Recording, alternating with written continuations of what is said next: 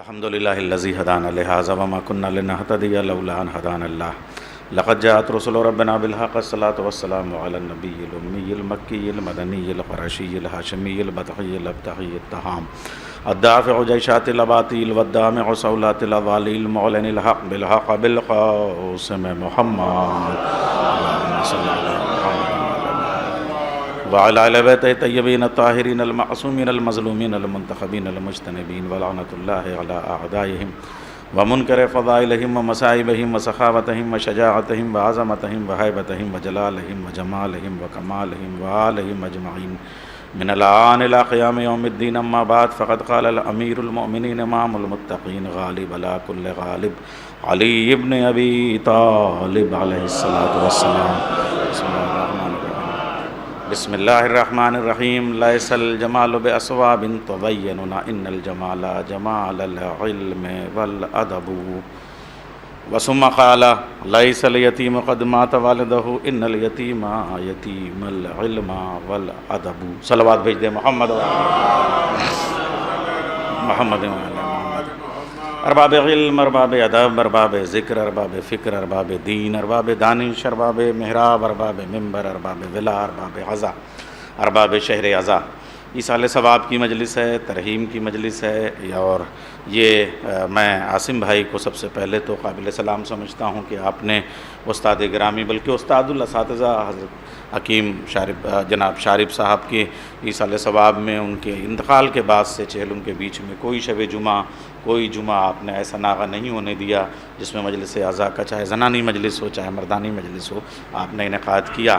تو موضوع کا تعین تو ہمارے اختر زیدی صاحب نے اپنے اعلان میں بھی کر دیا، اور ہمارے قمر عباس صاحب جنہوں نے قمر صاحب میرے انکسار سے انہوں نے کام لیا اور مجھ کو اپنا ساتھی بتایا. یہ مجھ سے بہت سینئر ہیں اور میں ان کا بہت جونیئر ہوں. تو اساتذہ کی صف میں بھی معنوی طور پہ میں آپ کو تسلیم کرتا ہوں، اور یہی کم سے کم فرش اعضا نے سکھایا ہے کہ جو سچائی ہے اس کا اعتراف کرنا چاہیے. یہ الگ بات ہے کہ بڑے کی جانب سے انکسار میں اس طرح کی باتیں ہوتی ہیں. تو خیر اب موضوع کا تعین ہو گیا. چونکہ یہ ایصال ثواب کی مجلس ہے اس لیے 40 منٹ کے اندر میں چند جملے موت اور زندگی کے حوالے سے بات کی جائے، اور تھوڑے سے جملے جو ہے وہ علم اور ادب کے حوالے سے، اور تھوڑا سا جو اس میں ہے اخلاق اور تقوی، اور اس کے بعد میں شارب صاحب کی جو زندگی ہے، اصل میں وہ سانچے تو بن ہی گئے ہیں، اس میں شارب صاحب کی زندگی کی جھلکیاں مجھے صرف پیش کر دینا ہے. دیکھیے، امیر ہو یا غریب، چھوٹا ہو یا بڑا، کالا ہو یا گورا، عورت ہو یا مرد، جوان ہو یا کم سن، انگریز ہو یا ہندوستانی، زندگی کے میلے میں لڑائی جھگڑا کر سکتا ہے، مگر موت کے ریلے میں سب ایک ساتھ نظر آتے ہیں، اور سب کو یہ ماننا ہے کہ ایک دن موت آنی ہی آئے. یہ وہ اٹل حقیقت ہے جسے کوئی اٹل ٹال نہیں سکا ہے. تو یہ موت جو ہے وہ آ کے ہی رہے گی. لیکن اب یہ دو باتیں ہیں آپ کے سامنے عرض کروں کہ موت کے لیے اللہ نے قرآن کریم میں بات کی ہے کہ الذی خلق الموت والحیات. یہ موت پیدا کی جانے والی چیز ہے، آنے والی چیز نہیں ہے. دیکھیے عجیب و غریب ہے. اب یہ اللہ جو ہے پیدا کرتا ہے، اللہ فتبارک اللہ احسن الخالقین. چونکہ ایک ادیب اور دانشور کے ایصال ثواب کی مجلس ہے، اس لیے میں موت کی رومنٹسزم میں ذرا سا بات کروں. اللہ احسن الخالقین ہے، اور جو چیز اللہ خلق کرے گا، جو احسن الخالقین ہے، وہ کم سے کم حسین تو ہونا اس کے لیے لازم ہے، اس کو جمیل ہونا لازم ہے. تو موت بہت جمیل چیز ہے، بہت حسین چیز ہے، بس اس کو برتنے کا سلیقہ آ جائے. تو یہ جو پھوہڑ موت کو بتاتے ہیں، ان کو بھی موت سے پیار ہو جائے گا. اب جب وہ پیدا کرنے والا ہے تو اب دیکھیے نہج البلاغہ کا پہلا صفحہ میں کھولنے لگا ہوں، اور وہ عجیب و غریب انداز ہے کہ تمام تعریفیں اس خدا کے لیے کہ جو ایسا اول ہے جس کا اول نہیں، ایسا آخر ہے جس کا آخر نہیں، ایسا ظاہر ہے جس کا ظاہر نہیں، ایسا باطن ہے جس کا باطن نہیں، ایسا پاس ہے جس کا پاس نہیں، ایسا دور ہے جس کا دور نہیں. جملہ کہہ دوں، اب ارباب علم ہیں، جملے کی داد چاہوں گا. مولا کا جملہ ہے لیکن ترجمے میں بھی اگر وہ حسن آ جائے تو داد تو ملنی چاہیے. ایسا ہے جو ہوا نہیں. صلوات بھیجے محمد والے محمد. یہ نہج البلاغہ کے جملے کا ترجمہ ہے کانا یکونوں کے مصدر سے یہ جو مولا کائنات نے وہاں گفتگو، میں عربی کی وادیوں میں نہیں جانا چاہتا، اس لیے کہ استاد کو کبھی جو ہے وہ بتانے کے لیے نہیں ممبر پہ آنا چاہیے اور باقی حضرات سے اردو میں گفتگو کر لینی چاہیے۔ دنیا کا ہر ہے ہونے کا محتاج ہے، اللہ ایسا ہے جو ہونے کا محتاج نہیں، ایسا قادر جو قدرت کا محتاج نہیں، ایسا متکلم جو بولنے کا محتاج نہیں، ایسا سمیع جو سننے کا محتاج نہیں، ایسا بصیر جو دیکھنے کا محتاج نہیں، ایسا حلیم جو علم حاصل کرنے کا محتاج نہیں۔ یہ اللہ کے شان ہے اور یہی ادب ہے اور یہی علم ہے۔ یہاں سے ہم چلتے ہیں۔ اب یہ عرض کروں آپ سے، اب یہاں سے ادب کی بات عرض کروں کہ دیکھیے انسان پیدا ہونے کے لیے، ہو سکتا ہے استعاروں سے آپ لوگ عادی آ گئے، پہلے جملے سے مجھے اتنا لطف آیا کہ جی چاہتا ہے کہ وضاحت کا وقت نہ صرف کر کے میں تشبیہات کو بھی گریز کر کے صرف استعاروں سے کام لوں جو میرے اساتذہ نے، شارف صاحب نے اور اس کے پہلے کے اساتذہ نے کتابی شکل میں مجھے عطا کیا، وہ میں عرض کروں۔ دنیا کی ہر خوشبو، دیکھیے اب میں اس کو موت اور زندگی میں پڑھ رہا ہوں، دنیا کی ہر خوشبو پیدا ہونے کے لیے پھول کی محتاج ہے، زندہ رہنے کے لیے پھول کی محتاج نہیں ہے۔ دنیا کا ہر انسان پیدا ہونے کے لیے جسم کا محتاج ہے، زندہ رہنے کے لیے جسم کا محتاج نہیں ہے۔ پیدا ہونے کے لیے ضروری ہے کہ ہاتھ پاؤں کے ساتھ آئے، چہرے کے ساتھ آئے، ناک نقشے کے ساتھ جائے رہے، لیکن زندہ رہنے کے لیے اب وہ جسم کا محتاج نہیں رہ جاتا۔ جسم ٹکڑوں میں بڑھ جاتا ہے مگر وہ نوک نیزہ پہ تلاوت کرتا ہے۔ جیسے بیلا، چمیلی، موگرا، موتی، یہ جو جتنی بھی خوشبودار پھول ہیں، یہ جب پیدا ہوتے ہیں تو ان کی کلیوں میں خوشبو آتی ہے، لیکن اگر کوئی نقاد عطار کی طرح مل جائے تو اس کی خوشبو کو نچوڑ کے شیشی میں بند کر لیتا ہے۔ اب پھول مرجھا سکتا ہے، خوشبو نہیں مرجھا سکتی۔ صلوات بھیجے محمد و آل محمد پر۔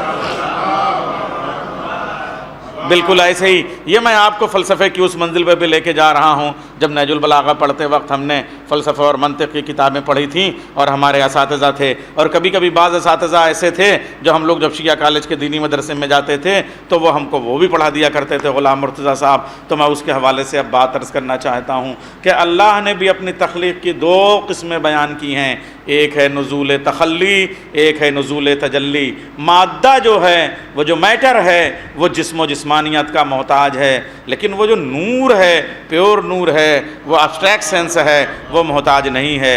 پھول کی تصویر بنائی جا سکتی ہے، خوشبو کی تصویر نہیں بیان کی جا سکتی، لیکن پھول محدود رہے گا، خوشبو لامحدود ہو جائے گی۔ بالکل اسی طریقے سے اب نہج البلاغہ کا پہلا جملہ، اس میں دو لفظ استعمال کیے ہیں مولا کائنات نے، ایک کانا، ایک انشا۔ ایک کانا کا ترجمہ میں نے کیا کہ کانا یکون کے حساب سے کہ وہ ایسا ہے جو ہونے کا محتاج نہیں، اور اس کے بعد میں مولا فرماتے ہیں ثم انشا انشاہا، یعنی ایسا اس نے انشا کیا جو انشا کرنے کا حق ہے۔ یہیں سے میں ادب کی طرف چل رہا ہوں۔ انشائیہ ایک صنف ہے، انشائیہ اس صنف کو کہتے ہیں کہ جو لکھنے کے لیے ارادے کی محتاج نہ ہو۔ انشائیہ یہ اسی سے انشا بنا ہے، اسی سے منشی بنا ہے، یعنی ہر وہ خلق جو سبب اور مسبب کا محتاج ہو، جو ماں اور باپ کا محتاج ہو، اسے خلق کہتے ہیں۔ لیکن وہ جو بغیر سبب اور مسبب کے، بغیر ٹائم اینڈ اسپیس کے پیدا ہو جائے، اسے انشا کہتے ہیں۔ مولا کائنات نے فلسفہ تخلیق بیان کرتے ہوئے پہلے جملے میں، پہلے خطبے میں اور ابتدائی جملوں میں حمد کے بعد جو انہوں نے کہا کہ اس نے خلق بھی کیا، اس نے انشا بھی کیا، اس کا مطلب علی کے پاس فالتو لفظوں کی گنجائش نہیں ہے۔ نہج البلاغہ قرآن کی طرح جامع کتاب ہے، وہ اللہ کا کلام ہے، یہ علی کا کلام ہے، اور یوں سمجھیے کہ قرآن کی عملی تفسیر کا نام نہج البلاغہ ہے اور نہج البلاغہ کی عملی تصویر کا نام قرآن ہے۔ قرآن کے بغیر نہج البلاغہ کو نہیں سمجھا جا سکتا، نہج البلاغہ کے بغیر قرآن کو نہیں سمجھا جا سکتا۔ تو مولا نے انشاء کا لفظ بھی استعمال کیا، خلق کا بھی لفظ استعمال کیا۔ ایک وہ خلق، ایک وہ پیدا ہونے والی چیز جو سبب اور اسباب اور مسبب اور اسباب و علل اور عناصر کے محتاج ہیں، ایک وہ جو بیانڈ ٹائم، بیانڈ اسپیس، بغیر ٹائم کے، بغیر اسپیس کے پیدا ہو جائیں۔ اس کا مطلب مخلوقات دو طرح کی ہیں، ایک خلق ہونے والی، ایک انشاء والی۔ بس جو دنیا خلق ہوتی ہے، جو پوری کائنات ہے، وہ خلق ہے، مگر اس کے 14 رہبر انشاء ہیں۔ اب دونوں کا فرق یہ ہے کہ جو میٹر ہے وہ ایک جگہ پہ ہوتا ہے، دوسری جگہ پہ نہیں ہوتا۔ میر انیس کا دیوان یہاں پہ ہے تو وہاں نہیں ہے، وہاں پہ ہے تو یہاں پہ نہیں ہے۔ یا آپ کے ہاتھ میں جو بیاض ہے، جو کتاب ہے، وہ یہاں ہے، وہاں نہیں ہے۔ وہ جو علوم رکھے ہوئے ہیں، قرآن بھی اگر ہے تو قرآن جیسا دفتیوں میں رکھا ہوا وہ کتاب اور آنکھ کا مجموعہ وہاں ہے، یہاں نہیں ہے۔ اٹھا کے آپ پڑھنے لگیں گے تو یہاں ہوگا، وہاں نہیں ہوگا، لیکن اس کے اندر جو ہے وہ مادہ نہیں ہے، وہ نور ہے۔ اب یہیں سے میں علم پہ بات کرنے لگا ہوں، پھر ادب کی طرف چلوں گا۔ معلوم یہ ہوا ایک ہے علم، ایک ہے کتاب۔ کتاب محدود رہ سکتی ہے، علم نہیں محدود رہ سکتا۔ میر انیس کا دیوان یہاں رکھا ہے تو وہاں نہیں ہے، لیکن میں میر انیس کا جو بند اس وقت پڑھنے لگا ہوں یا پڑھوں گا تو وہ بیک وقت امریکہ میں بھی سنائی دے رہا ہے، لندن میں بھی سنائی دے رہا ہے۔ بس اسی طریقے سے چاند وہاں ہے تو یہاں نہیں، زمین یہاں ہے تو وہاں نہیں، لیکن 14 ایسے ہیں جو یہاں بھی ہیں وہاں بھی ہیں۔ صلوات بھیجے محمد والے محمد پر۔ اور اسی لیے مولا کائنات جب دنیا کو بناتے ہوئے تخلیق کی بات کہہ رہے ہیں تو ہمارے جتنے رائٹرز ہیں انہوں نے لکھا یا تو یہ دنیا علی کے سامنے بنی ہے یا علی نے اپنے ہاتھوں سے بنائی ہے۔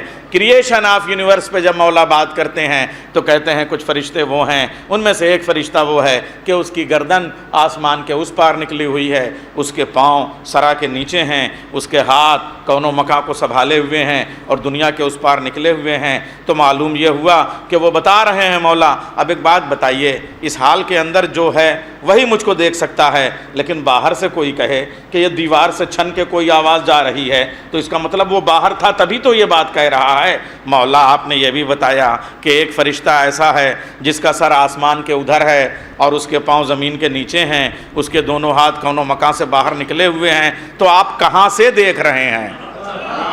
صلوات بھیجے ہیں محمد والے محمد پر۔ اچھا ایسا نہیں ہے کہ یہ صرف ناممکنات کی باتیں ہیں۔ آپ بڑے امام باڑے کی طرف لکھنؤ چلے جائیے، پوری دنیا میں اتنی طویل، اتنی وسیع، اتنی عریض، اتنا پختہ، بغیر بیم کے، بغیر کالم کے کوئی عمارت پوری دنیا میں آپ کو نہیں ملے گی۔ نہج البلاغہ کا ایک طالب علم کریشن آف یونیورس پہ علی کا نہج البلاغہ والا خطبہ پڑھ لیتا ہے تو ہواؤں پہ، جس کو آپ ہزاروں دروازے کہتے ہیں، بلبلیہ کہتے ہیں، مگر وہ جو آپ واستو کلا ہندی میں کہتے ہیں، اس کے ذریعے سے عمارت کی مضبوطی اور استحکام اور اس کو ٹھہرنے کا انتظام بنا دیا۔ جب ایک طالب علم نہج البلاغہ کو پڑھ کے ایک عمارت ایسی بنا دیتا ہے، اگر ہم مکمل نہج البلاغہ سے استفادہ کر لیتے تو کیا ہو جاتا۔ آج بھی میں کہہ رہا ہوں سرکار اور اتنے علماء، میں فردن میں نام لوں گا تو ابھی کچھ نام رہ جائیں گے، مگر کم سے کم آپ ہمارے کرار صاحب اور اختر صاحب یہ شارف صاحب کے بازو ہیں، آپ بھانجے ہیں، نیا دور آپ نے سنبھالا، ایک جملہ کہہ کے یہاں پہ ایک جملہ شاید کبھی کسی طالب علم کے کام آئے تو کبھی کبھی ایسی چیزیں محفوظ ہو جا رہی ہیں، دے دینا چاہیے۔ جس دن دنیا میں انجینئرنگ اتنی ترقی کر جائے گی کہ column less and beam less building, سینکڑوں منزلہ بلڈنگ کا کانسیپٹ دنیا میں آئے گا کہ بغیر کالم اور بغیر بیم کے سینکڑوں منزلہ عمارت بن سکتی ہے، تو اس کی فاؤنڈیشن کا نام نہج البلاغہ کا خطبہ ہوگا۔ صلوات بھیجے محمد وآل محمد پر۔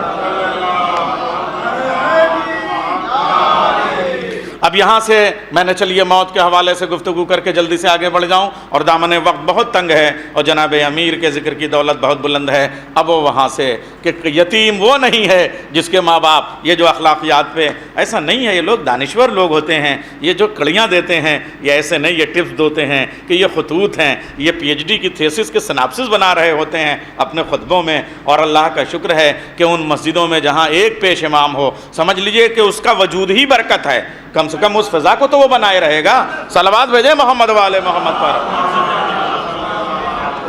اس کے لیے کوئی بہت بڑی ضرورت نہیں ہے انفراسٹرکچر کی۔ پھر اب یہیں سے عرض کر دوں، چونکہ مسجد جو ہے وہ پورے ملک کے نظام کو بنانے کی جگہ ہے، سوسائٹی اسٹیبلشمنٹ کی جگہ ہے، اور جو شارف سر کا نقطۂ نظر تھا اس کے حوالے سے میں بات کرنے لگا ہوں۔ یہاں پہ ڈاکٹر منتظر قائمی بیٹھے ہوئے ہیں، اس لیے عرض کروں گا کہ کوئی بھی ملک جو ہے انفراسٹرکچر سے نہیں چلتا، خالی کوئی بھی ملک خالی اسلحوں سے نہیں چلتا۔ آپ یہ سمجھ لیجئے گا، ملک کیریکٹر سے چلتا ہے۔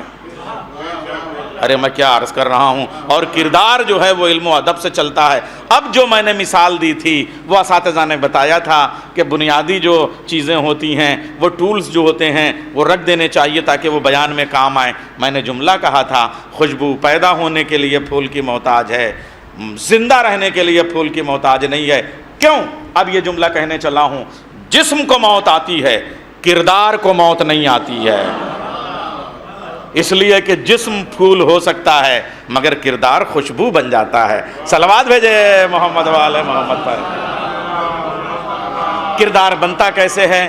ہاتھ اللہ نے جو ہے وہ پیدا کیا, ناک پیدا کی, آنکھ پیدا کی, کان دیے آپ کو, پیشانی دی آپ کو, پاؤں دیا آپ کو. لیکن اب یہ بتائیے ان میں سے اگر آپ کی ناک لمبی ہو جائے اور آنکھ نہ بڑی ہو تو پھر ہاتھی ہو جائے گے. اس لیے کہ چھوٹی آنکھیں اور لمبی ناک, وہ جو 9 گز والی ناک, ارے محاورہ بھی تو آپ لوگ جانتے ہیں. صلوات بھیجے محمد والے محمد پر.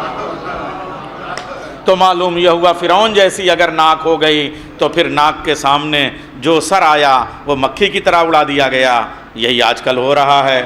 ارے میں کیا عرض کر رہا ہوں. دیکھیے جو اسلام آیا ہے اور جو رسول اللہ کا دین ہے اور جو نہج البلاغہ کی تعلیم ہے اس میں انسانیت کے ارتقاء کی بات کی گئی ہے, خالی انسان کے ارتقاء کی بات نہیں کی گئی ہے. اسلحوں کو بنا لینا انسان کی ترقی ہو سکتی ہے, انسانیت کی ترقی نہیں ہو سکتی ہے. ہم کو یہ تو معلوم ہے کہ چاند پہ ہماری کالونی تیار ہے. شارف صاحب کی طرح کاش ہمیں یہ بھی معلوم ہوتا کہ پڑوس میں کوئی بھوکا ہے, سو نہیں پا رہا ہے, تو اس کا فریضہ بھی ہم پہ ہے. صلوات بھیجے محمد والے محمد پر. تو یہ جو زندگی ہے انسانیت کی, اگر آپ انسانیت کو اسٹیبلش کر رہے ہیں تب تو انسانیت کی ترقی وہ معاشرے کی ترقی ہے. ورنہ آپ دیکھ رہے ہیں اسرائیل میں جو رزلٹ آ رہا ہے وہ کیسا رزلٹ ہے, وہ کون سی ترقی ہے, کس بات پہ انسان خوش ہو رہا ہے. انسانی معاشرے کو ختم کرنا. اور یہ بھی چلیے ہم جیت بھی لیے لیکن ہمارے موت کے لیے یہ کیا کم ہے کہ ہم بغیر ظلم کے زندہ نہیں رہ پائیں گے. ہائے میرے جملے کا درد آپ پہنچتے. صلوات بھیجیں محمد والے محمد پر. انسان خود اپنے آپ کو سوسائڈ کرنے پہ مجبور ہو جاتا ہے اس وقت جب وہ زندہ رہنے کے لیے زندگی کو مارنے کے مجبور ہو جاتا ہے. اس لیے کہ وہ اتنا خدشوں میں گر جاتا ہے کہ یا تو وہ ظلم کرے, یعنی وہ ظالم بن کے ہی زندہ رہ سکتا ہے. ارے آگ کا کام کیا ہے؟ لکڑی کو جلانا. جب سارے خاشاک جل جائیں گے تب آگ کیا کرے گی؟ بجھی تو جائے گی. بس اسی کا نام موت اور زندگی کو وسیع کینوس پر دیکھ لیجئے. صلوات بھیجے محمد والے محمد پر. وقت بہت کم ہے, وضاحت کی گنجائش نہیں ہے, ورنہ میں ان اشاروں کو آپ کے سامنے لے کے چلتا موت اور زندگی کے حوالے سے. تو دیکھیے جسم میں انسان جو ہے وہ جسم ہے. اب یہ ہاتھ بڑھے ہوئے, پاؤں نہیں بڑھا ہوا تو وہ بے کارٹون سا لگے گا. بس اسی طریقے سے 2 چیزیں ہوتی ہیں, ایک خارجی ارتقاء, ایک داخلی ارتقاء. یہ ہاتھ جب باہر کو بڑے ہوتے ہیں تو اس کا ہاتھ کے لمبے ہونے کا مطلب خالی 5-6 فٹ کا نہیں ہو جاتا ہاتھ, بلکہ ہاتھ کے لمبے ہونے کا مطلب کسی غریب کے دکھ درد کا احساس کر لینا. اس سے جو سخاوت ہوتی ہے اس سے اندر جو ہے وہ ترقی ہوتی ہے. ایک سیب ہے, باہر سے ترقی کرتا ہے, تیار ہو جاتا ہے, باہر سے اس میں تبدیلی آ جاتی ہے, ہرے سے وہ سرخ کی طرف ہونے لگتا ہے, خوبصورتی بڑھنے لگتی ہے, کشش بڑھنے لگتی ہے. مگر جب میں شارف صاحب کے چمن میں ایک امیہ توڑنے کے لیے آگے بڑھتا تھا تو وہ کہتے تھے بیٹے تھوڑا رک جاؤ. میں نے کہا کیوں؟ کہنے لگے یہ باہر سے تو تیار ہو گیا ہے, اندر سے ابھی ذائقہ نہیں آیا, ابھی مٹھاس نہیں آئی, ابھی حلاوت نہیں آئی, ابھی شیرینی نہیں آئی. ایسے ہی انسان باہر سے تو ہٹا کٹا ہو جائے, جم میں جا کے وہ مضبوط بھی کر لے, لیکن ہاتھ آئے سخاوت نہیں آئی, پاؤں آئے چال چلن نہیں آئی, آنکھیں آئیں نظریہ نہیں آیا, کان آئے تلاوت کی آواز نہیں آئی, زبان آئی اخلاقیات نہیں آئی, تو پھر کیا فائدہ؟ باہر کے ذائقے سے اندر کا ذائقہ تو ہونا تیار ہونا چاہیے. بس اسی طریقے سے اب عرض کروں آپ سے کہ دیکھیے اب موت کا بھی انجام اسی طریقے سے سمجھ لیں کہ ایک سیب, ایک آم, ایک امرود جس وقت ٹوٹتا ہے تو کبھی کبھی بے مقصد ٹوٹتا ہے, کبھی کبھی بامقصد ٹوٹتا ہے. اگر بے مقصد ٹوٹ گیا تب تو اس کے لیے کچھ بھی نہیں ہے, چاہے جتنا آوا ویلا مچائیں, لیکن جس دن وہ تیار ہو جاتا ہے تو اس کو پیدا کرنے والے مالی کا ہاتھ خود ہی بڑھتا ہے. کیوں؟ اس لیے کہ اب اس کو اس کے مقصد تک پہنچا دیا جائے, نظر حسین میں رکھ دیا جائے, تبرک میں رکھ دیا جائے. اب آپ سوچتے ہیں کہ سیب کی زندگی ختم ہو گئی, لیکن درخت مطمئن ہے, درخت رو رہا ہے, پتے رو رہے ہیں, شاخیں رو رہی ہیں, چمن میں واویلا ہے, نوحے کی صدائیں, ہوائیں نوحہ پڑھ رہی ہیں, رمجھم کی بوندیں آنسو بہا رہی ہیں, پتے ماتم کر رہے ہیں, پورا فرش عزا بنا ہوا ہے گلزار, مگر وہ جو درخت میں پیدا ہونے والا پھل تھا وہ کہہ رہا ہے ٹھیک ہے تم میرا غم مناؤ لیکن میرا مقصد پورا ہو گیا. صلوات بھیجے محمد و آل محمد پر. لیکن یہ جو اندر کی چیز ہے اس کو کوئی آئنسٹین نہیں سمجھ سکا, اس کو کوئی نیوٹن نہیں سمجھ سکا. کیوں؟ اس لیے کہ اس نے جب گیند کے ٹپے کو دیکھا تو یہ تو بتایا کہ زمین میں یہ کشش تھی, لیکن دوسرا ٹپا پچھم کی طرف کیوں گرا یہ وہ نہیں بتا پایا. اس لیے کہ وہ باہر کے فورس کو, ایکسٹرنل فورس کو سمجھ سکا, انٹرنل فورس کو نہیں سمجھ سکا. ارے بچوں, کبھی کبھی گیند ایسے ماری جاتی ہے کہ وہ سرہ کھا کے کہیں چلی جاتی ہے, یہ اس کا انٹرنل فورس تھا. بس یہ جو آپ بغیر کسی پریشر کے مجلس کے بعد پھر مجلس میں بیٹھ گئے, مسجد میں آئے, نماز بھی آپ نے پڑھی, ایک اذان پہ جو دوڑا چلا آئے, ایک اعلان پہ جو فرش عزا پہ بیٹھ جائے, یہ ایکسٹرنل فورس نہیں, انٹرنل فورس ہے. صلوات بھیجے محمد و آل محمد پر. یہ اصل چیز ہے, یہ وہ شریعت ہے جو رسول نے دی تھی, جو حسین نے دی تھی. جبر نہیں ہے, چراغ بجھا دیا جائے اور وہ نکل جائے. اب اگلی بات آپ کی موت اور زندگی کے بعد جلدی سے علم. دیکھیے دو چیزیں ہیں, ایک ہے معلومات, ایک ہے علم. لیس الجمال باسواب تزیننا ان الجمال جمال العلم والادب. کاش ہم لوگ دیوان جناب امیر سے استفادہ کرتے, کاش ہم لوگ نہج البلاغہ کے خطبوں سے استفادہ کرتے. دنیا نے استفادہ کیا مگر نہج البلاغہ وہیں اکیلی ہے جہاں اس کے چاہنے والوں کا ہنگامہ ہے. صلوات بھیجے محمد والے محمد پر. جہاں اس کے چاہنے والوں کی بھیڑ ہے وہیں نہج البلاغہ تنہا ہے. سوچیے آپ یہ کیا ستم ہے. یہی درد تھا شارب صاحب کو. اب عرض کروں یہاں علم کے حوالے سے, اب دیکھیے پھر میں عرض کروں گا, علم, معلومات, تعلیم تین الگ چیزیں ہیں. معلومات دیکھیے یہ بھی سمجھ لیجئے, کتاب میں, کسی بھی کتاب میں معلومات ہوتی ہیں, علم نہیں ہوتا. دیکھیے معلومات کسے کہتے ہیں؟ 10 کتابوں کو قینچی, قلم جو ہے وہ اکثر آج کل قلم کے معنوں میں نہیں صرف ہو رہا ہے, قلم جو ہے قینچی کے معنوں میں صرف ہو رہا ہے. میرا سمجھدار مجمع ہے, اب کیا عرض کروں. کبھی کبھی ہم لوگ انگلیوں کو ہی قلم بنا لیتے تھے اور آنسوؤں سے ڈبو کے ورق پلٹتے تھے. یہ مطالعے میں خون جگر کے صرف ہونے کی کیفیت ہوتی تھی, اور اس کے بعد پھر اپنے اسی کو چھیل لیتے تھے انگلیوں کو اور اسی سے لکھ لیتے تھے. موتیوں میں تو لیں گے لوگ میرے لفظوں کو, انگلیاں تراشی ہیں تب قلم بنایا ہے. لیکن آج کل وہ جو قلم میں دونوں طرف قینچی چلا کے ادھر سے کٹ ادھر سے پیسٹ 10 کتابیں لے کے 11ویں کتاب بنا لینا, معلومات ہو سکتی ہے, علم نہیں ہو سکتا. صلوات بھیجیں محمد و آل محمد پر.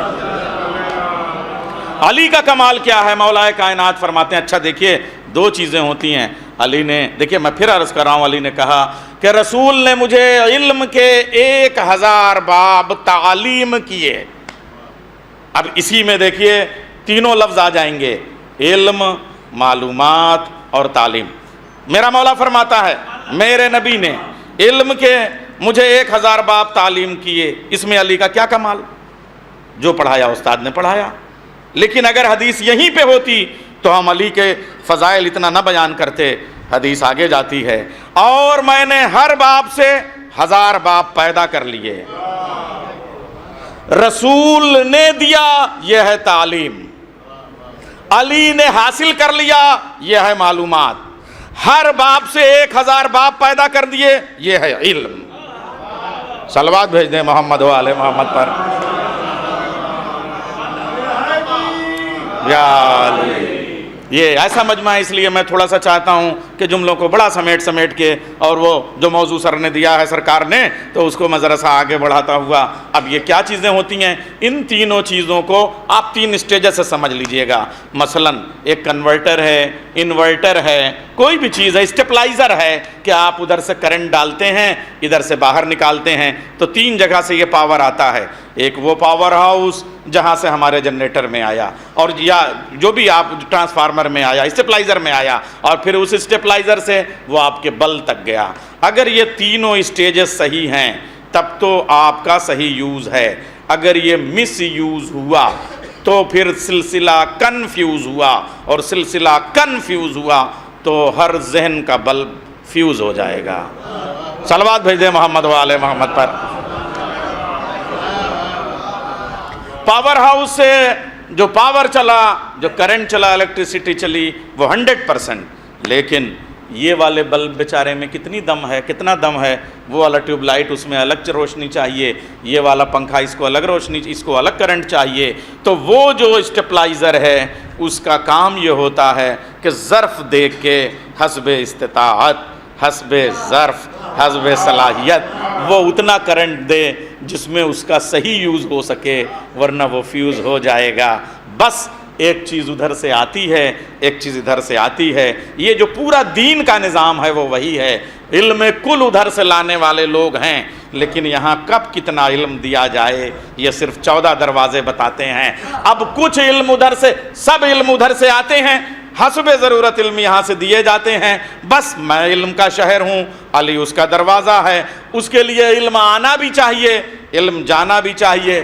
علم ادھر سے آتا ہے، ان پٹ ادھر دیا جاتا ہے، آؤٹ پٹ. صلوات بھیج دیں محمد و آل محمد پر.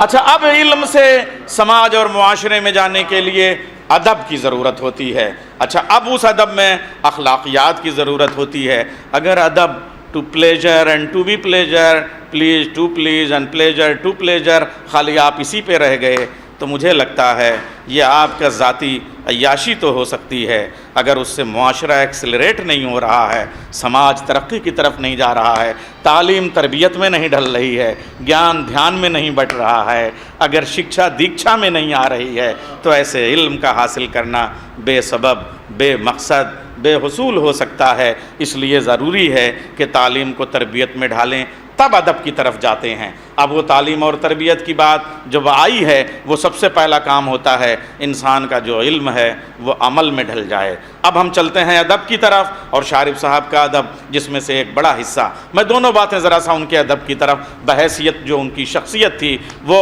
ایک تو تعلیم کے حوالے سے بات کر لی. ہمارا سلام ہو جس نے کم سے کم غریب بچوں کے لیے، ایسی جگہ پہ نہیں جہاں دولت مند بچوں کے لوگوں کے بچے آئیں اور بڑی بڑی فیس دیں، ایسی جگہ پہ جہاں پیسے کا کوئی تصور نہیں ہے، جہاں مذہب کے طور پہ بھی جو ہے وہ کوئی بندش ایسی نہیں ہے کہ کسی خاص کمیونٹی کے بچے ہی آئیں گے. جیسے مولا کائنات نے جب کوفے کی پوری کمیونٹی بنائی تھی وہاں پہ، تو اس انداز سے بنائی تھی کہ ہر مذہب کا آدمی آئے. جب وہ انہوں نے مسجد کوفہ کا انتخاب کیا تھا تو ایک ایسا چوراہا کہ یہودی ادھر سے آئے، عیسائی ادھر سے آئے، ہندو ادھر سے آئے، ہر مذہب کا آدمی آئے اور علم کی خیرات لے کے چلا جائے. یہ علی کا نظام تھا. شارف صاحب نے اس پہ عمل کرتے ہوئے ایسی سوسائٹی کے بیچ میں اسکول کھولا کہ کسی بھی مذہب کا ہو آئے، اور علم کسی کی میراث نہیں ہے. خذ الحق من اہل الباطل ولا تاخذ الباطل من اہل الحق وکونوا نقاد الکلام. تمہیں حق کے پاس سے باطل ملے تو چھوڑ دو.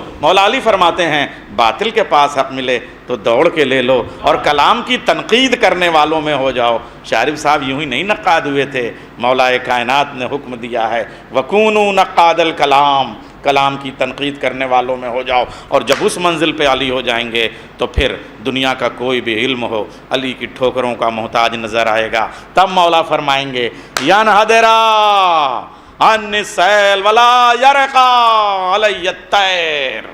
نہج البلاغہ کا تیسرا خطبہ ہے. مولا فرماتے ہیں میں علم کی اس منزل پہ ہوں کہ میری ٹھوکروں سے علم کے دریا بہتے ہیں، اور کسی کے تصور کی توحید میں جو باتیں کہی ہیں کہ پہنچنے والے خدا کی ہم تک نہیں پہنچ پائیں گے تو بڑی بات ہے. علی اپنے لیے کہہ رہے ہیں کہ میری ٹھوکروں سے علم کے دریا بہتے ہیں، اور میری بلندیوں کو تمہارے خیال کے پنچھی چھو بھی نہیں سکیں گے۔ صلوات بھیجے محمد والے محمد پر۔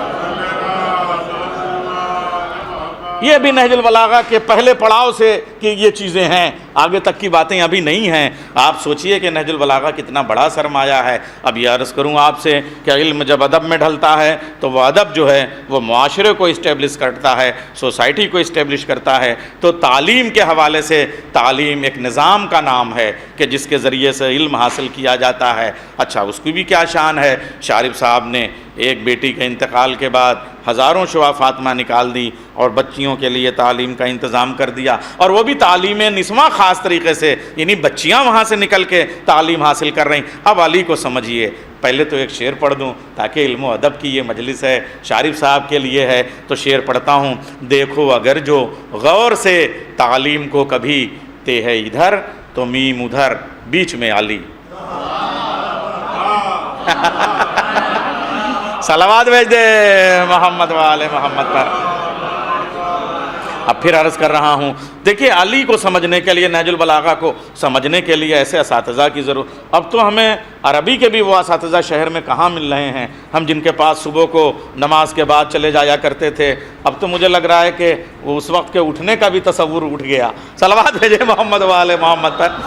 تو وہ تھوڑا میں نے بچپن یاد کر لیا ان کے ساتھ۔ اساتذہ ہوتے تھے، ہم لوگ ان کے گھروں پہ جایا کرتے تھے، کبھی ادیب الہندی صاحب کے گھر، کبھی غلام مرتضیٰ صاحب کے گھر، کبھی جو ہے وہ ہے نا، یہ پورا ایک سلسلہ تھا یہ پورا، اور اس میں جو ہے وہ پتہ چلا نازمیہ والے سلطانیہ میں آ رہے ہیں، سلطانیہ والے نازمیہ میں۔ کاش وہ علم کا ماحول، ہم کیا کرار صاحب شکوا کریں، آپ تو ایجوکیشن سے جڑے ہوئے ہیں، شارف صاحب سے لے کے قلب صادق صاحب، ہمارے سارے ستون تو گرتے چلے جا رہے ہیں، کس کس کو روئیں ہم؟ کیا راجہ محمود آباد صاحب، آپ دیکھیے کہ صاحب یہ سب، اچھا یہ لوگ انکسار کا ایسا مجموعہ، راجہ محمود آباد بھی دنیا کی ہر زبان پانی کی طرح بولتے تھے، لیکن جہاں ضرورت ہوتی تھی وہیں بولتے تھے، مدرسے میں آ کے انگریزی میں نہیں بولتے تھے، مگر جب عربی بولتے تھے تو واقعی ایسا لگتا تھا کوئی عرب بول رہا ہے، انگریزی بولتے تھے تو واقعی ایسا لگتا تھا کوئی انگریزی۔ یہی شارف صاحب کا معاملہ تھا، جب جیسی ضرورت ہو ویسی گفتگو۔ کہاں چلے گئے وہ لوگ، آئے ہے تو نے وہ گنج ہائے گرام، فرصت ملے تو خاک سے پوچھ، غالب ہیں یہ، حالانکہ کیا کیا جائے شعر، فرصت ملے تو خاک سے پوچھوں کہ اے لئیم تو نے وہ گنج ہائے گرام آیا کیا کیے۔ کتنے آسمان تھے جو ہم زمین پہ دفن کرتے جا رہے ہیں اور ان کا کوئی بدل ہے نہیں۔ یہ جو بات میں درد آپ سے کہہ رہا تھا کہ دنیا کی ہر تخلیق کے لیے بنیادی ضرورت کا نام ہے ماحول۔ اگر چمن میں ماحول نہ ہو تو ایک پھل جو ہے وہ تر و تازہ جو ہے آپ کو نہیں مل سکتا۔ جب سوسائٹی سے علم کا ماحول ہم نے ختم کر دیا تو کیا توقع کریں کہ نئی نسل پڑھی لکھی پیدا ہوگی؟ بہت بڑا درد تھا۔ صلوات بھیج دیجئے محمد والے محمد پر۔ ہم نے وہ علم اور ادب کا ماحول ختم کر دیا۔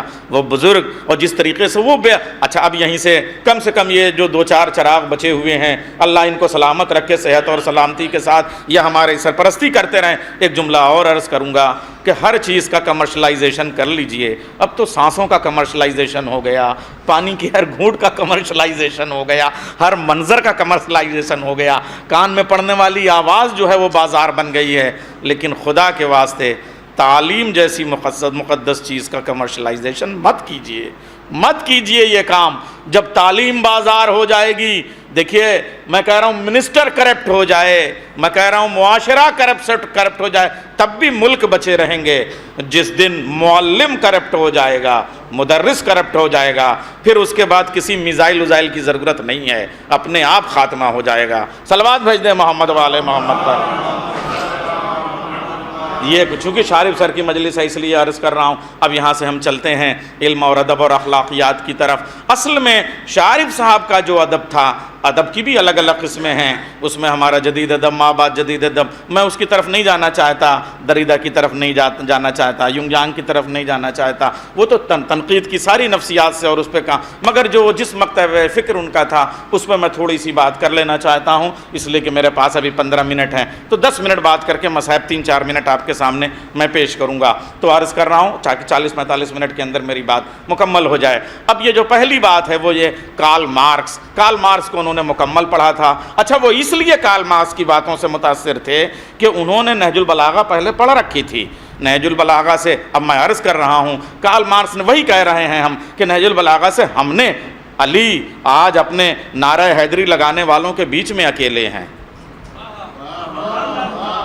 صلوات بھیجے محمد والے محمد پر۔ علی کی تنہائی پوچھئے، علی کی تنہائی پوچھئے۔ جار جرداق نے جب ندائے عدالت انسانیہ جو جیسی کتاب لکھی ہے دنیا کی ساری زبانوں میں اس کا ترجمہ ہوا، تو وہ کرسچین آدمی تھا، کسی نے اس سے انٹرویو لیتے ہوئے پوچھا کہ تم نے یہ کتاب کیوں لکھی؟ علی نہ تمہارے امام ہیں نہ تمہارے خلیفہ ہیں، بلکہ علی تو مسلمانوں سے ان کا تعلق ہے، تم تو کرسچین ہو، تم عیسائی کی ہو کے حضرت عیسیٰ کے اوپر کتاب لکھو، علی کے اوپر کیوں لکھ رہے ہو؟ تو اس نے کہا کہ میں قانون کا ایک طالب علم ہوں اور قانون کا پروفیسر ہوں، میں نے جو کچھ کام کیا ہے وہ لا کے میدان میں کیا ہے، اور میرا قانون مجھے بتاتا ہے کہ اگر آواز اٹھاؤ تو مظلوم کے حق میں اٹھاؤ۔ تو کہا علی کتنے مظلوم ہیں؟ تو اس نے کہا میری نگاہ میں علی سے بڑا دنیا میں کوئی مظلوم نہیں گزرا۔ کہا کیوں؟ کہا اس لیے کہ علی کو نہ تو علی کے چاہنے والوں نے سمجھنے کی کوشش کی، نہ علی کے دشمنوں نے ان کا حق بغض کی وجہ سے چھپایا، چاہنے والوں نے علی کا حق خوف کی وجہ سے چھپایا۔ صلوات بھیجے محمد والے محمد پر۔ یہ کتنا بڑا درد ہے، آپ یہ سوچئے۔ اب عرض کر رہا ہوں آپ سے، وہ جو کارل مارکس کی دونوں جلدیں جو داس کیپٹل ہے وہ میری نگاہ سے حرف بحرف گزری، اور اس میں نے جتنے کیریکٹرز دیکھے، اب یہ عرض کروں آپ کے سامنے کہ وہ سب نہج البلاغہ سے اٹھائے ہوئے کردار ہیں۔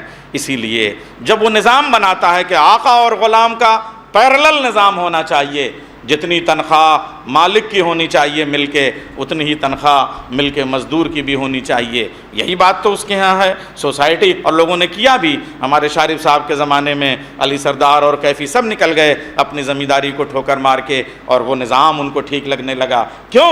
اس لیے کہ سب کا ایکول رائٹ ہونا چاہیے، سب کی ایکول غذا ہونی چاہیے، سب کا ایکول اسٹیٹس ہونا چاہیے، سب کا ایکول لباس ہونا چاہیے، جیسا کرتا میں پہنوں ویسے ہی کرتا میرا غلام بھی پہنے، بلکہ غلام قیمتی والا پہن لے تو اور زیادہ اچھا ہے۔ یہی تو کارل مارکس بتاتا ہے، لیکن اس نے آج تک پوری داس کیپٹل سے لے کے اس کے خطبوں کے جتنے مجموعے چھپے، ان میں کسی میں بھی اس نے بطور مثال کوئی مالک نہ ایسا پیش کیا جس نے اپنا کرتا اپنے غلام کو پہنایا ہو، نہ تو ایسا غلام پیش کیا جس کا کرتا کبھی خود پہنا ہو، اس لیے کہ وہ آئیڈیا نہج البلاغہ سے گیا تھا، کیریکٹر اس کے پاس نہیں تھے۔ آؤ کارل مارکس آج ہم تمہیں اپنے ممبر سے دکھائیں کہ اس مالک کا نام جو غلام کا کرتا خود پہن لے اسے علی کہتے ہیں، غلام کو خود سے زیادہ قیمتی کرتا پہنائے اس غلام کا نام قمبر ہے۔ صلوات بھیجے محمد والے محمد پر۔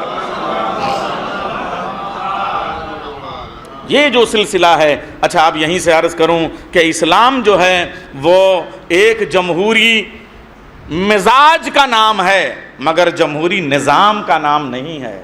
نہج البلاغہ بتاتی ہے government of the people, government of the people for the people, اور بائی دا پیپل نہیں۔ اسلام نام ہے government for the people, government of the people, government by the God. صلوات بھیج دیں محمد والے محمد پر۔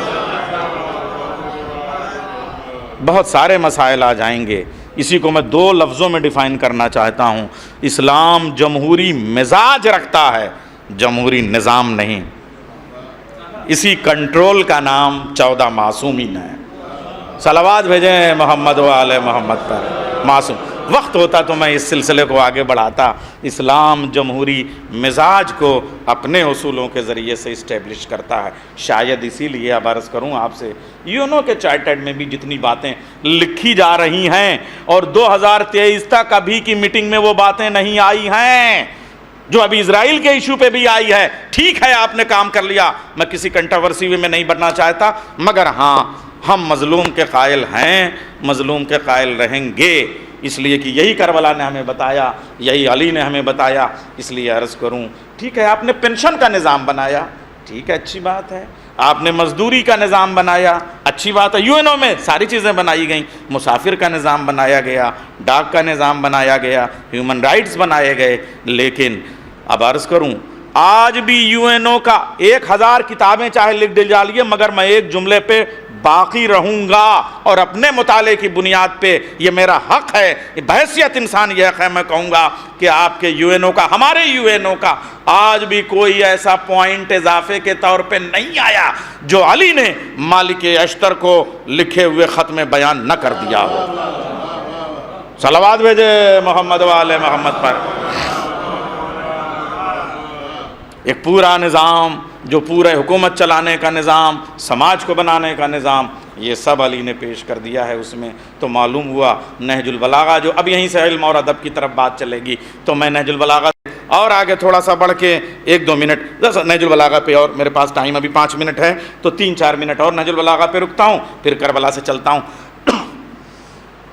اب یہ جو تعلیم کی نظام ہے بچیوں کا، آپ سوچیے نہج البلاغہ میں مولا نے کہہ دیا کہ صاحب عورت جو ہے وہ بچھو کی طرح سے ہے، جتنا ڈنک مارتی ہے انسان کو اچھا لگتا ہے، اور صاحب لوگوں نے واہ والا کرنا شروع کر دیا کہ صاحب علی نے عورت کے لیے جو ایک اسٹیبلشمنٹ کا نظام ہے عورت کا، اس سے جو ہے وہ چشم پوشی کی، اس سے غض بصر کیا، اور ویمن امپاورمنٹ کے حوالے سے یہ نقطہ اور یہ جملہ ٹھیک نہیں ہے۔ کبھی تم نے غور کیا علی نے یہ بھی خطبہ کہا، اور اس کے بعد علی نے اپنے وصیت میں، چونکہ آج جمعہ کا دن ہے اور موعظے کا اور اخلاقیات کی بات ہے، یہ میں اخلاقیات کا چیپٹر اب یہاں پہ رکھ رہا ہوں، جس تقوی کی طرف مولا کائنات نے بار بار نہج البلاغہ بھری پڑی ہے، اس میں ایک پوائنٹ یہ ہے، اپنے ول میں مولا لکھتے ہیں، اپنی وصیت میں امام حسن کو لکھتے ہیں، اے میرے لال حسن، تم پہ واجب ہے کہ میرے جتنے بھی ماننے والے ہوں قیامت تک، ان تک میری یہ وصیت پہنچاؤ، اور ان پہ اس کا عمل کرنا واجب ہے۔ بیلنس دیکھیے، نمبر 1، عورت کو ریحان کی طرح سے رکھنا اور اس کی خوشبو کی قدر کرنا۔ صلوات بھیجے محمد والے محمد پر۔ ریحان جنت کا پھول ہے، اور اس کے بعد میں پھر وہ ڈسکرمنیشن کی بھی بات کرتے ہیں، لیکن بیٹیوں کو ہمیشہ وراثت میں بیٹوں کے مقابلے آدھا حصہ دینا یہ واجب ہے، یہ سارا نظام دیتے ہیں۔ اب عرض کروں گا آپ سے، ایک علی کہہ رہے ہیں کہ صاحب عورت بچھو ہے، ایک علی کہہ رہے ہیں عورت پھول ہے، اس کا مطلب کیا ہے؟ تھوڑا سا ہم نے اس کا جو کنیکشن ہے اس کو سمجھنے میں گڑبڑی کر دی۔ دیکھیے قرآن کی آیت بھی جب تک شان نزول نہ بیان ہو سمجھ میں نہیں آئے گی۔ آپ یہ دیکھیے کہ دونوں خطبے یا دونوں جملے کہاں کے ہیں، ایک خطبہ جنگ جمل کا ہے اور ایک وصیت کا فقرہ ہے، تو اس کا مطلب عورت کیسی ہونی چاہیے دونوں جملوں سے واضح ہو گیا۔ اب یہیں سے ایک سماجی نظام ہم عرض کر دیں، جب تک عورت نامحرم ہے تب تک بچھو ہے، محرم ہو جائے تو پھول ہے۔ صلوات بھیجے محمد والے محمد پر۔ اب یہاں سے علی نے ایک بہت معمولی چیز میں اپنی اوقات میں رہ کے بات کرنا چاہوں گا، چینٹی کے حوالے سے بہت جگہ باتیں کی۔ یہ جو دیوار پہ جاتی ہوئی چینٹی دیکھ رہے ہو، اس کے منہ میں جو رائی کا دانہ ہے، اگر تم مجھ سے کہہ دو کہ دنیا کی حکومت دے دوں اور رائی کا دانہ چھین لوں، تو علی پوری دنیا کو اپنی جوتی کی ٹوٹی ہوئی تسمے کے اوپر جو ہے قربان کر دے گا، لیکن اس کے منہ سے میں رائی کا دانہ نہیں چھین سکتا، یہ ہے۔ اور اس کے بعد میں علی نے جب وہ نہروان میں سرکار جب جا رہے ہیں، تھوڑا سا خطبوں کا جو بیک گراؤنڈ ہے وہ بھی سمجھنا چاہیے۔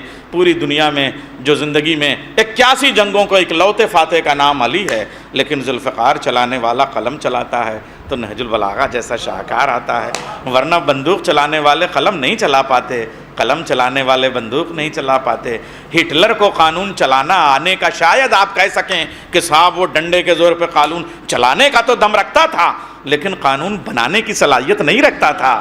افلاطون قانون بنانے کی صلاحیت تو رکھتا تھا، چلانے آیا تو زہر کا گھونٹ اس کو پینا پڑ گیا۔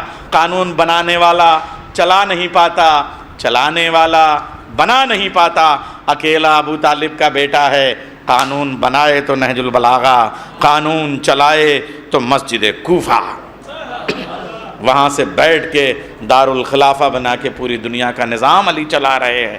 یہ علی کا کردار ہے۔ جنگ نہروان میں مولا جا رہے ہیں، اب یہ میرا آخری پوائنٹ ہے اس سلسلے کا۔ جنگ نہروان میں جا رہے ہیں اطمینان سے، علی نے سب سے اطمینان، سرکار وہ جو سفید والا کرتا مولا کا تھا، غدیر والا کرتا وہ پہنے ہوئے ہیں، 25 سال کے بعد وہ کرتا انہوں نے بیچ میں پہنتے رہے، مگر 25 سال سے مولا وہ کرتا پہنتے تھے۔ سفید سا کرتا ہے، یہ لمبا کرتا جو عربی کرتا ہے، اور اس میں جو ہے بوسیدہ ہے، پیوند لگے ہوئے ہیں، جسم پہ زرہ نہیں ہے، سر پہ خود نہیں ہے، ہاتھ میں ذوالفقار بھی نہیں ہے، عام سی جو اپنی تلوار ہے وہ لیے ہوئے ہیں۔ علی کو آج کتنا اطمینان ہے، اور حد یہ ہے کہ وہ ذوالجناح جس کے اوپر چلتے تھے وہ بھی نہیں۔ کسی نے کہا کہ آج علی اتنے اطمینان سے جا رہے ہیں، جبکہ دشمن کی طرف سے اتنے لاکھ کا لشکر آ چکا ہے، ہماری فوجیں اتنی کم ہیں۔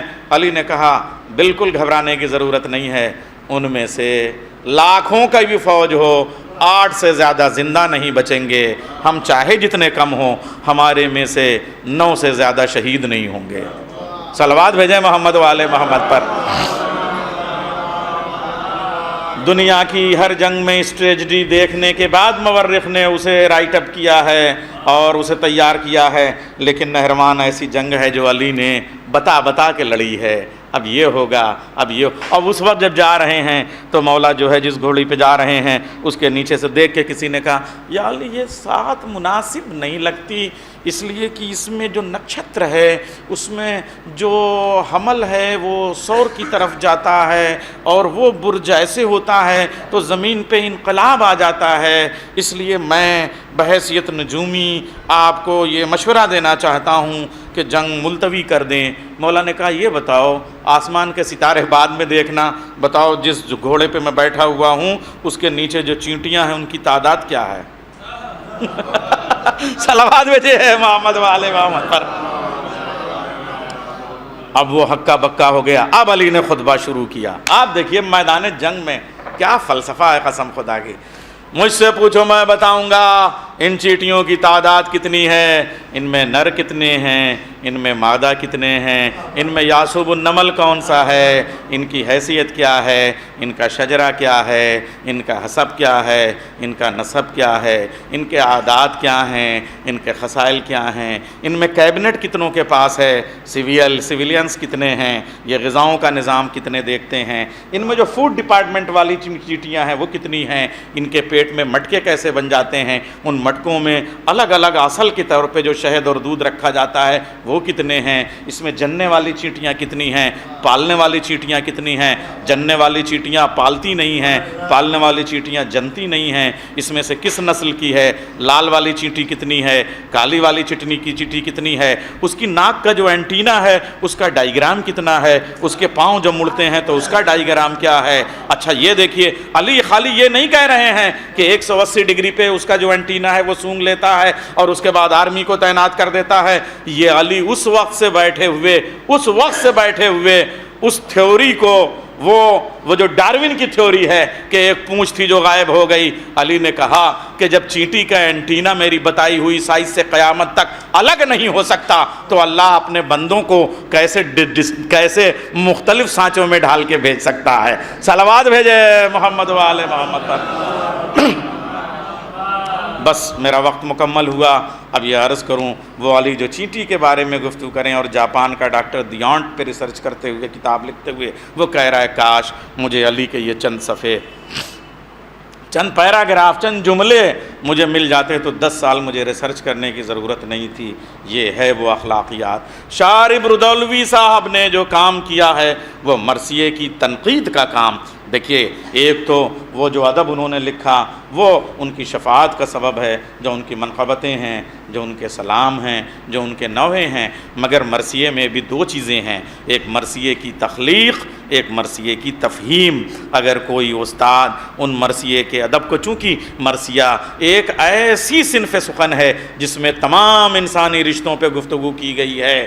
آئیے یہ دیکھیں شارب صاحب کے ساتھ رہنے والے تمام حضرات جو ہیں وہ بیٹھے ہوئے ہیں اور ان کے اس انسانی نظام اور مزاج پہ بات کرنے والے، تو مرثیہ زندگی کی کوئی رشتے کی کوئی قدر ایسی نہیں ہے جو اس میں موجود نہ ہو، اور اس کو تنقید کی سطح پہ دنیا میں پیش کرنا شارب صاحب نے بڑا ادب اس پہ کتاب کی شکل میں، مقالے کی شکل میں، رسالے کی شکل میں، وہ مرثیہ جس کی اخلاقیات کا عالم میں ایک بند پیش کر رہا ہوں۔ اگر آپ کو شیکسپیئر کے ہاں بھی، یا چلیے کسی بھی، آپ کو ورڈسورتھ کے ہاں اگر ایسا، ملٹن کے ہاں، اگر آپ گوئٹے کے ہاں ایسا لے آئیے، چلیے اس کے ہاں اخلاقیات کی بات ہے، کرسچینٹی میں بات کی اس نے، کسی بھی زبان کے کسی شاعر کے پاس ایسا بند ملے تو میں قائل ہو جاؤں گا، غلامی کر لوں گا میں۔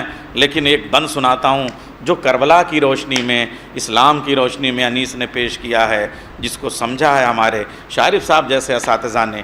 بند پیش کرتا ہوں، ایسی کوئی مثال ہو تو لے آئیے، اور یہیں سے ربط مصائب دیتا ہوں۔ لڑتے تھے مگر غیظ سے رحمت تھی زیادہ، شفقت بھی نہ کم تھی جو شجاعت تھی زیادہ۔ بیٹوں سے غلاموں کی محبت تھی زیادہ. آئے جس فلسفہ قمبر کی بات ہم کر رہے تھے، بیٹوں سے غلاموں کی، پہلے غلاموں کو بھیج دو تب بیٹوں کو بھیجو، غلاموں کی محبت تھی زیادہ. ہائے ہائے ہائے، نانا کی طرح خاطر امت تھی زیادہ. تلوار نہ ماری جسے منہ موڑتے دیکھا، آنسو بھی نکل آئے جو دم توڑتے دیکھا. انسانی معاشرے کی بقا کتنی بڑی چیز ہے. اپنے قاتل کے خود قتل کرنے پر بھی آنکھوں سے آنسو آ رہے ہیں. کاش یہ راہ راست پہ آ جاتا تو ایک انسانی زندگی بچتی.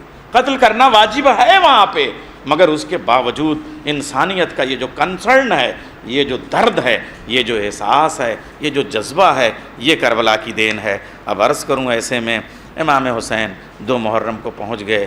اب جو 2 محرم کے بعد ہر گھنٹے 2 گھنٹے کے بعد ایک لشکر ادھر سے 10,000 کا آ رہا ہے، ادھر سے 20,000 کا لشکر آ رہا ہے. وہ تلوار والے آ رہے ہیں، وہ نیزوں والے آ رہے ہیں، وہ برچھیوں والے آ رہے ہیں، وہ بھالوں والے آ رہے ہیں، وہ تیروں کمانوں والے آ رہے ہیں. اور اس کے بعد میں اسٹریٹجی آف وار کے تحت مظاہرہ ہو رہا ہے. سیدانیوں کے دل میں ایک عجیب سی کشمکش کی سی کیفیت، چاروں طرف سے ہم گھر گئے ہیں. سوچئے کیا کیفیت ہوگی. ایسے میں وہ جو شریکت الحسین بہن زینب ہے، 4 محرم کو شام کے وقت کہتی ہیں، بھیا دشمن پہ دشمن آ رہے ہیں، تمہارے بھی کچھ دوست ہیں. دیکھیں انسانی رشتے. خط لکھو. امام حسین نے 2 خط 4 محرم کو لکھے ہیں جو مقتل میں بڑے ڈیٹیل کے ساتھ ہیں. ایک اپنے بچپن کے دوست حبیب کو لکھا اور ایک مسیب کو لکھا. یہ بات میں اس لیے عرض کر رہا ہوں کہ حسن عباس جو ان کے والد صاحب صدر الافاضل تھے، عالم دین تھے، انہوں نے مسیب نام کیوں رکھا، اس میں والدین کا کتنا بڑا کردار ہوتا ہے. 2 خط لکھے، ایک لکھا حبیب کو، ایک لکھا مسیب کو کہ اے میرے دوست تم آ جاؤ، تمہارا حسین نرغہ اعداء میں گر گیا ہے. جناب بہن کی کیفیت کیا رہی ہوگی بس یہیں سے آپ کو محسوس کر لیجئے گا. جناب زینب نے کہا بھیا لکھا. کیا لکھا؟ کہا میں نے لکھ دیا. کہا اس میں ایک جملہ میری طرف سے اور لکھو، اے میرے حبیب، اے میرے دوست، اگر اپنے دوست کی نصرت کو آنا ہے تو جلدی کرنا. یہ جملہ ہے. اور اس کے بعد میں دونوں کے نام جو خط لکھا اس میں کہا بھیا اے میرے ماں جائے، اپنے دوست حبیب ابن مظاہر کو بہن کی طرف سے سلام لکھ دو، اپنے دوست مسیب کو بہن کی طرف سے سلام لکھ دو. ارباب اعضاء بس ختم ہے مجلس. آپ کے آنکھوں سے آنسو جا 2-3 منٹ شاید جو میں نے وقت کہا تھا اس سے اضافہ ہو گیا، وہ معذرت چاہوں گا. مگر عرض کروں آپ سے حبیب کا حال آپ سنتے رہتے ہیں، مسیب کا حال ذرا کم بیان ہوتا ہے، مگر مرحوم کا نام کیوں ہمارے بزرگ یہ نام رکھتے تھے مسیب. مسیب کا جذبہ دیکھیں. حضرت حبیب نے امتحان لیا اپنی زوجہ کا کہ کیا کروں. زوجہ نے بھی وہی کہا میری چادر تم اوڑھ لو، میری چوڑیاں تم پہن لو، یہ تلوار مجھے دے دو. کہا میں نے تو امتحان لیا تھا، اب مجھے جانے دو. حبیب آئے ہیں قسم خدا کی، اور جیسے ہی آئے ہیں زینب نے فضہ کو بھیج کے کہا کہ علی کی بیٹی سلام کہہ رہی ہے. ارباب اعضاء اے حبیب بڑے خوش نصیب ہو کہ پہنچ گئے ہو. اور جب خیمے میں چراغ بجھایا امام حسین نے، یہ دیکھیے آزادی کا جو تصور، جو ہمارے شارف صاحب کا نظام زندگی تھا، انسانی آزادی، جو پورا جس کو آپ کمیونزم کہتے ہیں، جس کے حوالے سے بات کرتے تھے. میں کہہ رہا ہوں مارکس کیا آزادی کی بات کرے گا. جو آزادی کا منظرنامہ امام حسین نے شب عاشور پیش کیا ہے، دیکھو اگر تم یہ سوچتے ہو کہ تم جو ہے وہ مجھ کو چھوڑ کے جاؤ گے تو میری جان بچ جائے گی، تم سب قتل ہو جاؤ گے تب بھی میرا سر قلم ہوگا، کوئی نہیں کٹے گا تب بھی میرا سر قلم ہوگا. نمبر 1. نمبر 2، اگر تم یہ چاہتے ہو کہ تم جب جاؤ گے تو مکہ مدینے والے پوچھیں گے حسین کو چھوڑ کے چلے آئے، تو میں اپنے ایک ایک عزیز کا ہاتھ تمہارے ہاتھ میں پکڑا دیتا ہوں. یہی نہیں بلکہ کچھ امانتیں دے دیتا ہوں، وہ بہانہ بن جائے گا کہ حسین نے کام سے بھیجا. آپ کتنی آزادی، آپ یہ سوچئے کہ جاؤ. یا پھر سوچئے جس کو ہم کہتے ہیں کہ لا کا جو ایک نظام ہے، قانون کا جو نظام ہے، لا اینڈ آرڈر مینٹین رکھنا، وہ اسلام ایک لا اینڈ آرڈر ہے کہ اس میں اگر تم نے امام کو چھوڑ دیا تو جہنم میں جاؤ گے. امام حسین نے یہاں سے بھی آزاد کیا. دیکھیے فرزند رسول ہے امام حسین نے کہا میرے دوستو، میرے چاہنے والو، اگر تم یہ ڈر رہے ہو کہ مجھ کو چھوڑ کے جاؤ گے تو جہنم میں چلے جاؤ گے، تو میں بحیثیت فرزند رسول شفیع محشر میں وعدہ کرتا ہوں کہ جب تک تم مجھ سے پہلے نہیں پہنچو گے میں جنت میں نہیں جاؤں گا، سردار جنت بعد میں جائے گا، میں تمہیں آزاد کرتا ہوں، جاؤ چلے جاؤ۔ کیا قربانی ہے، کیا ایثار ہے، کیا آزادی کا تصور ہے۔ دنیا سبق حاصل کرے حسین کے اس کردار سے۔ اب آپ سوچیں گے، میں نے آپ کو 4 چیزیں پیش کر دیں، ایک قانون کی شرط، ایک مذہب کی شرط، ایک جانے والوں کے سامنے غیرت کی شرط، اور اس کے بعد میں ایک شرط یہ بھی کہ صاحب میں بچنے کا جو تصور ہے تم سب کٹ جاؤ گے تب بھی میرا سر کٹنا ہے، یہ ساری۔ اب 5ویں شرط امام حسین نے اس سے آزاد کیا قیامت کی۔ ایک چیز ہوتی ہے فیس کرنا، تم میرے نگاہوں کے سامنے جاتے ہوئے مجھے فیس نہیں کر پاؤ گے نا، تو میں چراغ بجھا دے رہا ہوں، علی اکبر اٹھو، یہ چراغ خاموش کر دو، میرے دوست چلے جائیں۔ اب جو حضرت حبیب نے سب سے پہلے اپنی تلوار نکال کے اپنے گردن پہ رکھ لی، بوڑھے تھے، امامے کا پیچ کھول کے کمر پہ باندھ لیا۔ اے حسین، ہم سمجھ رہے ہیں زینب نے آپ سے کہا ہے، علی کی بیٹی نے کہا ہے کہ دوستوں کو پرکھ لو، اجازت ہو تم اپنا سر کاٹ کے آپ کے قدموں میں دے دیں۔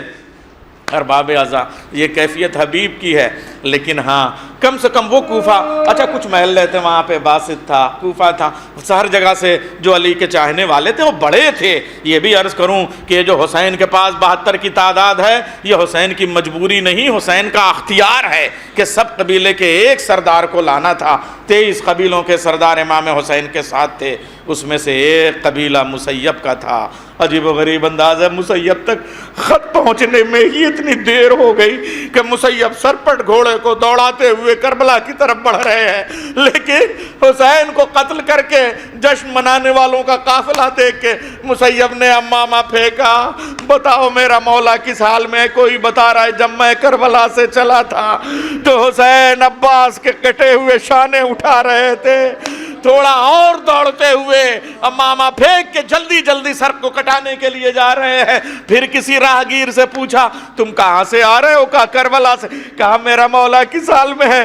کہا نہ پوچھ، تو کس لیے جا رہا ہے؟ کہا میں مولا کی نصرت میں جا رہا ہوں۔ اب کیا بچے گا؟ جب میں کربلا سے چلا تھا تو حسین اپنے 18 برس کے کڑیل جوان کے کلے جیسے برچھی کا پھل کھینچ رہے تھے۔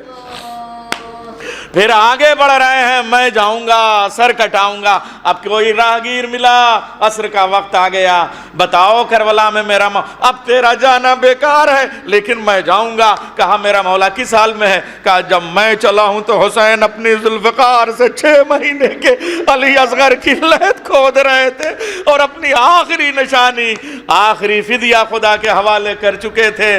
ارباب اعضاء، ختم ہو گئی مجلس۔ یہ مسیب بعد میں سلیمان بن سرد خزائی کے انقلاب میں شامل رہا، شہادت دی ہے، لیکن وقت کے ساتھ اتنی دیر ہو گئی کہ راستے میں ہی کسی سے پوچھا اب بتاؤ میرا مولا کہاں تھا، کیا کر رہا تھا جب تم کربلا سے چلے ہو؟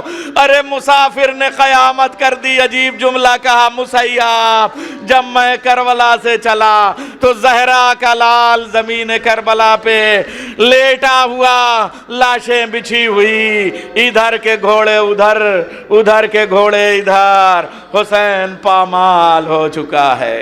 وَسَيَعْلَمُ الَّذِينَ ظَلَمُوا أَيَّ مُنْقَلِبٍ يَنْقَلِبُونَ۔ یا زہرا یا زہرا یا زہرا۔